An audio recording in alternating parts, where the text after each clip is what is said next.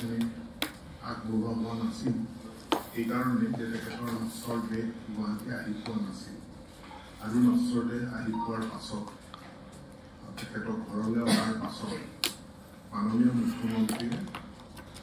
মাননীয় মন্ত্ৰী কেশৱ মহন্ত ডাঙৰীয়া বিমল বৰা ডাঙৰীয়া আৰু মোক দায়িত্ব অৰ্পণ কৰে যে পৰিয়ালৰ লগত কথাখিনি পাতি তেওঁলোকে ক'ত একত্ৰিত কৰিব বিচাৰে এই সম্পৰ্কে মতামত গ্ৰহণ কৰাৰ কাৰণে দায়িত্ব দিয়ে ইতিমধ্যে আমাৰ হাতত যিহেতু সময় তাকৰ আমি যোৰহাট আৰু গুৱাহাটী দুয়োটা স্থানতে সাম্ভাব্য ক'ত একত্ৰিত কৰিব পৰা যায় তাৰ কিছু প্ৰাৰম্ভিক আমি কাম কৰিছিলোঁ আৰু আজি আমি তিনিওগৰাকী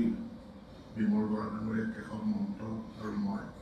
আমি তেখেতৰ জুবিন গাৰ্গৰ পত্নী গৰিমা গাৰ্গ ডাঙৰীয়ানীৰ লগত আমি সৰু সজাইতে আলোচনাত মিলিত হওঁ আৰু আমি যোৰহাটৰ ৰাইজেও যে বিচাৰিছে তেখেতৰ সমাধি যোৰহাটত হওক এই কথাখিনিও আমি অৱগত কৰোঁ কৰাৰ পাছত তেখেতে গৰিমা গাৰ্গ ডাঙৰীয়ানীয়ে আমাক জনায় যে দেউতা যথেষ্ট বয়স হৈছে ৮৫ বছৰ বয়স হৈছে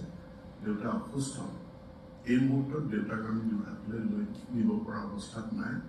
দেউতা গুৱাহাটীতে আছে ২ নম্বৰ আমি গুৱাহাটীতে আছোঁ আমাৰ সমাধিটো আমাৰ ঘৰৰ আশে পাশে হ'লে ভাল কাৰণ আমি মাহেকে পষেকে আমি সমাধিলৈ যাব বিচাৰিম দূৰত হ'লে আমাৰ কাৰণে অসুবিধা হৈ যায় গতিকে যোৰহাটৰ ৰাইজৰ প্ৰতি গৰিমা গাৰ্গ ডাঙৰীয়ানীয়ে কৈছে যে তেওঁ মোৰ সম্পূৰ্ণ শ্ৰদ্ধা আছে ভক্তি আছে আৰু তেওঁলোকে যি ধৰণৰ আবেগ তেওঁলোকৰ অনুভূতি প্ৰদৰ্শন কৰিছে মই তাত অতি সন্মানিত বোধ কৰিছোঁ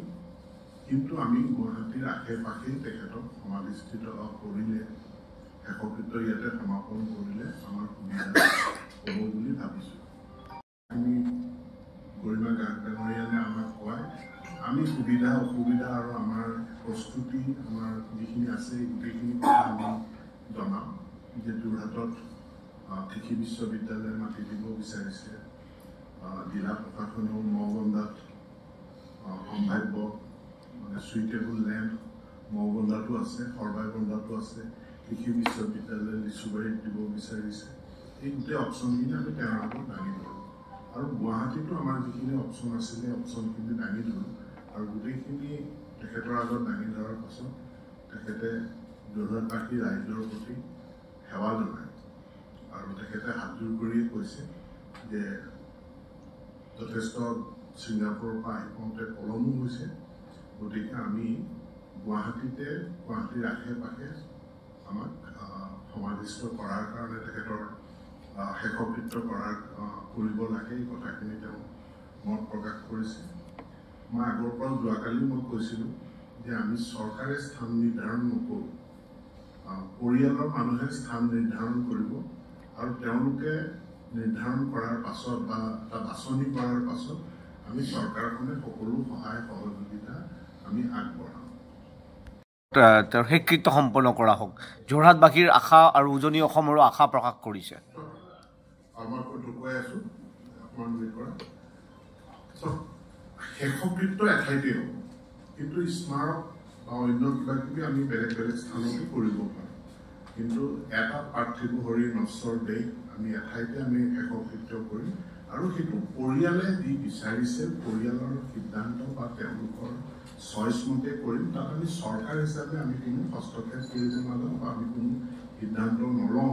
কিন্তু আমি আমাৰ পূৰ্ণ সহায় সহযোগিতা আমাৰ যিমানখিনি কৰিব লগা আছে গোটেইখিনি কৰিম এইটোহে আমি জনাইছোঁ আৰু যিহেতু তেখেতৰ পত্নী তেখেতৰ ভগ্নী মানে আমি গাৰ্গ ডাঙৰীয়া বৰঠাকুৰ ডাঙৰীয়ানীৰ লগতো মই নিজে আলোচনা কৰিছোঁ তেখেতৰ পিতৃৰ লগতো মই সাক্ষাৎ কৰিছোঁ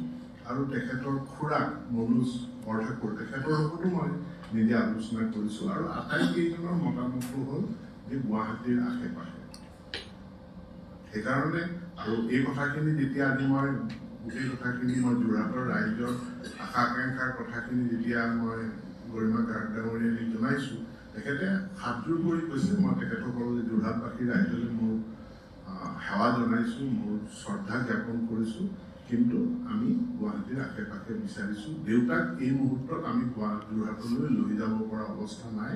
দেউতা অত্যন্ত অসুস্থ আৰু দেউতাৰ বয়স হৈছে, আমি দেউতাক লৈ যাব নোৱাৰোঁ। আৰু দেউতাক নোযোৱাকৈ আমি কেনেকৈ মোৰ শেষকৃত্যটো আমি কৰিম, এই কথাখিনি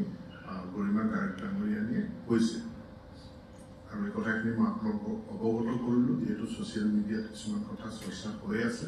আৰু এতিয়া আমি এই কথাখিনি আমাৰ কেবিনেটত আমি জনাম দায়িত্ব দিছে। মুখ্যমন্ত্ৰীৰ টুইটটো যদি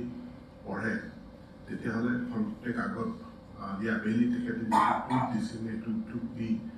কোনোবাই এইটো কৈছিল যে স্থান নিৰ্ধাৰণ কৰিলেই। টুইটটোত স্পষ্টভাৱে উল্লেখ আছে প্ৰস্তাৱিত, প্ৰপ'জড শব্দটো। সোণাপুৰৰ যিটুকুৰা মাটি, হাতীডৰাৰ যিটুকুৰা মাটি চাফ চিকুণ কৰিবলৈ দিয়া হৈছে,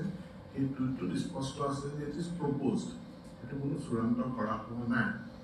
কাৰণ মাটি এটুকুৰা চুইটেবল হ'বনে নহয় সেইখিনি চাবলৈ হ'লে মাটি টুকুৰা প্ৰথমে পৰিষ্কাৰ কৰিলেহে আমি প্ৰকৃত ভিউ এটা আমি পাব পাৰোঁ। তাক চাফা কৰিলেহে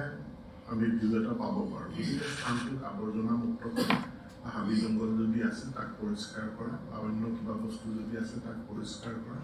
এই কামখিনি কৰি কৈছে এইটো প্ৰপ'জ, প্ৰস্তাৱিত। এতিয়া আমি গৰিমা গাৰ্গ ডাঙৰীয়ানীৰ মনৰ কথাখিনি তেখেতে হাতযোৰ কৰি অসমবাসীলৈ সেৱা জনাই পেলাই কৈছে যে আমি গুৱাহাটীৰ সকলোৰে সুবিধা হোৱাকৈ গুৱাহাটীৰ আশে পাশে বিচাৰিছোঁ। সেই কথাখিনি আমি